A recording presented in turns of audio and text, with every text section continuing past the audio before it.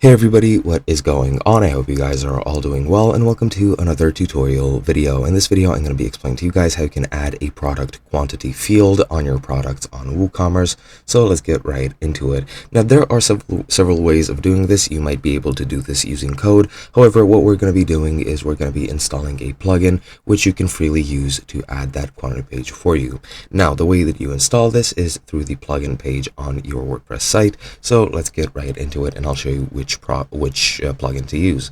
Now, once we go into plugins, we need to go and search for a quantity field, and once we enter that, the first item that appears is the quantity field on the shop page for WooCommerce. Now, I am on the free version of WordPress, so I cannot actually install this, since as you can see it does require a business plan, but then you can just download it for free and use it.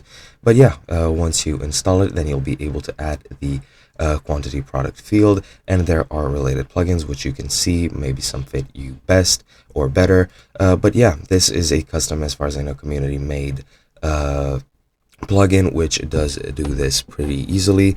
I'm pretty sure that it automatically does it for you, and this is pretty much the same solution as actually typing out code. Pretty sure somebody coded the exact same thing you could pretty much into a plugin, so that you don't have to use any HTML code to add this. But yeah, that is pretty much it. Just install this and you'll be good to go. Just access it through the plugins page and you should be fine. Hope you guys enjoyed, and I'll be seeing you guys in another video.